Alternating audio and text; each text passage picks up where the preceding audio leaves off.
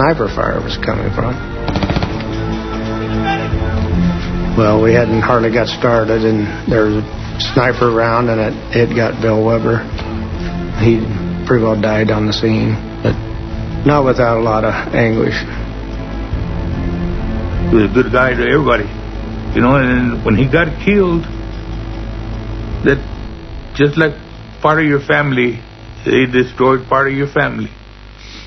So that I considered Charlie Company part of my family.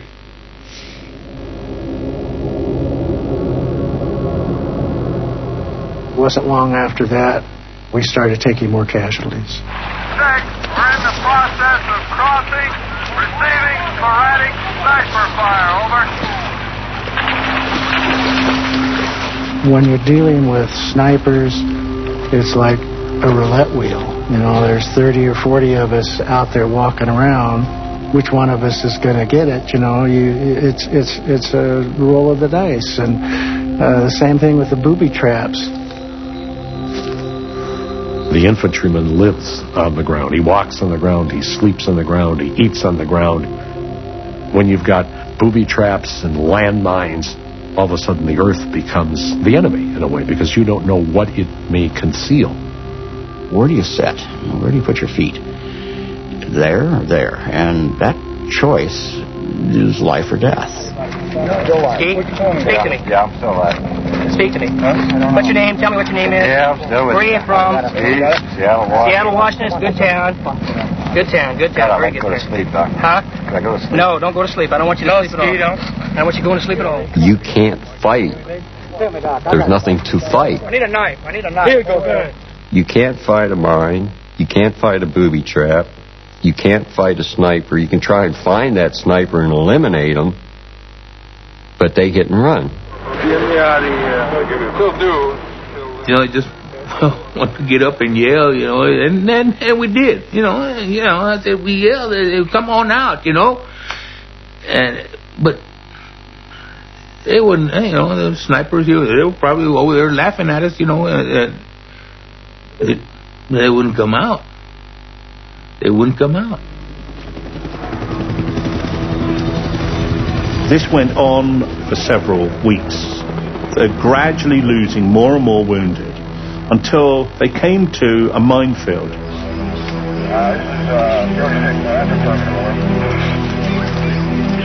Our second platoon was in one area, and first platoon was ahead of us in another area.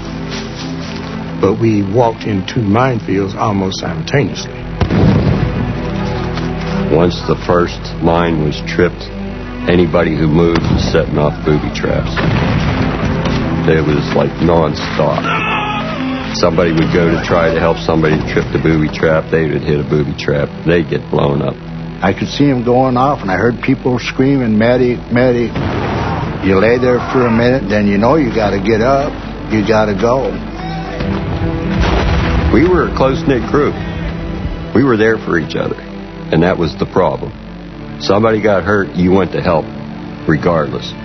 You didn't care about the other mines. You went to help somebody. And in the end, it cost more individuals getting hurt. Bobby Wilson was in my squad. We were in single file, and there was other guys behind us. And we were walking along, and this huge explosion went off, and it knocked me to the ground, and Bobby Wilson had tripped the bouncing Betty. Bobby was pretty well split in half, right up the middle. And Medina was running through the minefield, barking out orders. He seemed to be fearless. He was split as if somebody had taken a cleaver right up from his crotch all the way up to his chest cavity. I've never seen anything that looked so unreal in my entire life. We took a poncho and we spread it out. The medic started to pick him up by the legs. I reached underneath his arms, placed him onto the poncho, and we set him on top of another mine.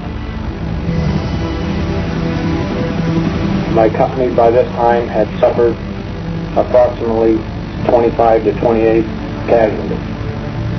I was down somewhere to the vicinity of 105 men. I believe that the month of February was our most devastating month for Charlie Company. It drove us to the ground.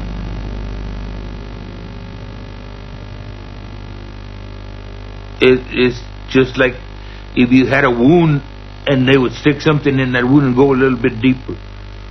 Every time somebody else got killed, it was like that wound and it'd go a little deeper.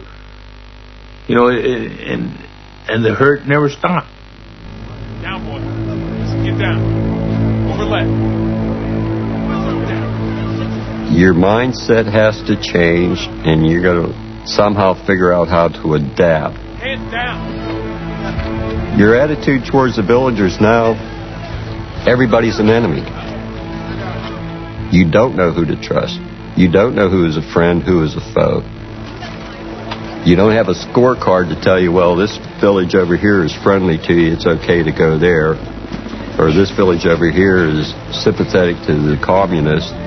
And you start to wonder, who's who?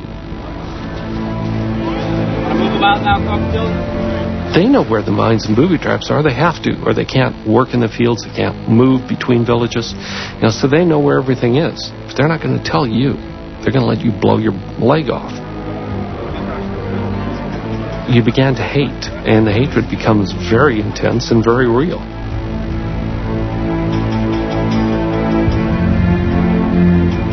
Finally, you just throw the rule book away. The rules of the game have changed. Instead of just going through villages, casually going through them, you went into villages, started ripping shit apart.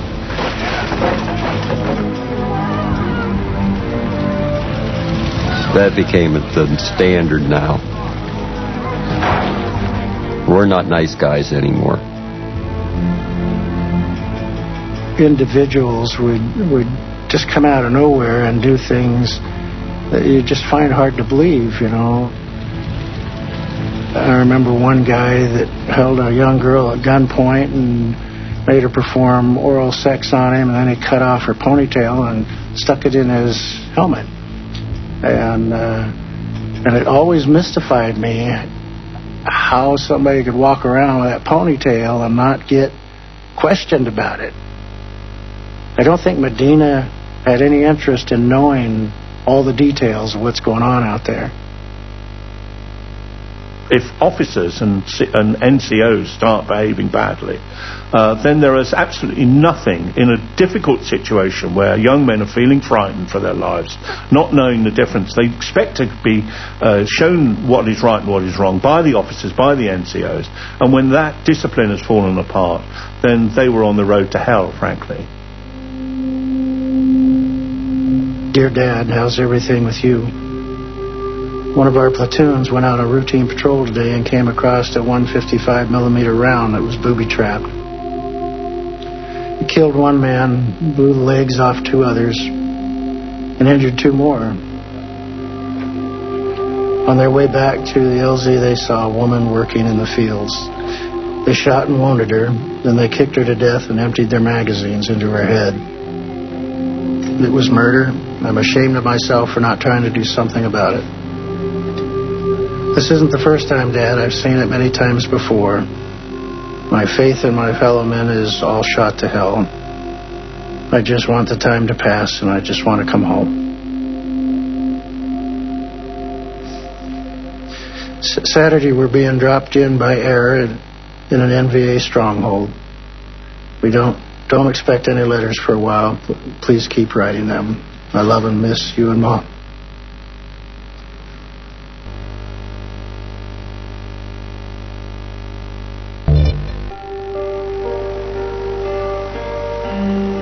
By the time it got to the 15th of March, Charlie Company were pretty well wound up. But they were told that there was a very good opportunity the next day that they would meet the enemy head on. There was a lot of talk about a battalion, the 48th VC Infantry Battalion. They were thought to be a pretty crack outfit, and they were said to be housed in and around the MYLAI area.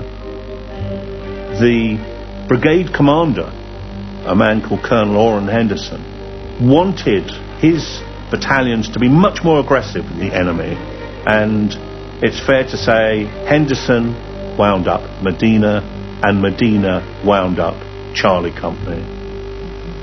I told them this would give them a chance to engage the 48th BC Battalion. That the 48th BC Battalion is the one that we had been chasing around the Task Force Barker area of operation, and that we would finally get a chance to destroy the 48th BC Battalion. Medina was psyched because here's our chance to confront the enemy. We're getting our revenge on you. We're going to tear you apart for what you've done to us.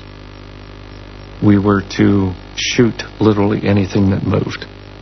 If it was growing, cut it down. If it was a building, burn it. If it was a well, poison it. If it was alive, kill it.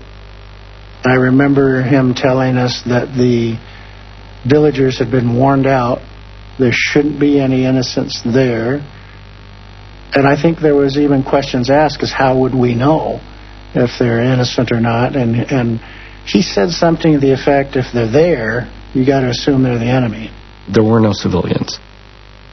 You see, that is the crux of what was told to us. There are no civilians. You know, these are Viet Cong sympathizers. It's a Viet Cong stronghold. They are all Viet Cong.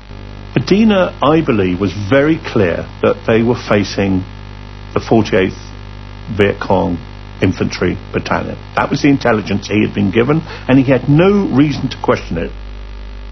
The problem was that the information was wrong.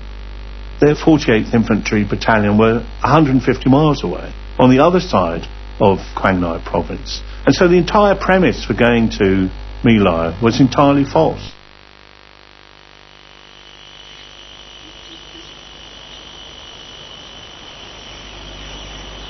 The morning of the 16th started early. The mood was sort of somber, but there's an edge of excitement. We know that we're going into something big, and we're going to deal with them. Little fear, anticipation. This was our chance to prove ourselves as a fighting unit. We were instructed to pack a triple basic load of ammunition. Whereas a rifleman would carry 180 rounds, he was to triple that number. So we were expecting great resistance in that village. I would say that probably most of us didn't eat very much. We were all anxious, concerned about what was going to be happening. This was going to be an all-out war. This was going to be shades of Iwo Jima. The helicopters would ferry them in 3 groups and drop them in the paddy fields about 200 meters from the village. The first group of men would go through, led by Cali. The 2nd platoon would come in next. They would follow up with the 3rd platoon and Medina's group. This was the order that came down from on high. They would have to move forward quickly and very aggressively. I was on the lead helicopter, and there's probably 9 helicopters and 6 gunships on the side of us. And I remember making a big turn and heading back north, straight for My Lai. Cloud, this is Falcon 26, receiving fire, 9 o'clock, yellow smoke, 200 meters, automatic weapons, over. We began hearing radio chatter that the helicopters were fired on. This is Dylan Mike, guys. The helicopter pilot turned to us and told us that we were coming into a hot LZ, the meaning which was quite clear. We were under fire. As we touched down, the door gunners were firing. There were rounds zinging kind of all around. It's hard to tell where they were coming from at that point. We hit the ground and almost immediately started firing into the village area. The squad leaders, myself and others, were instructing their soldiers, let's get up on line, let's move it, you got to get in position, we're going to move out. I remember somebody yelling, there's people moving in the village, and then we could see people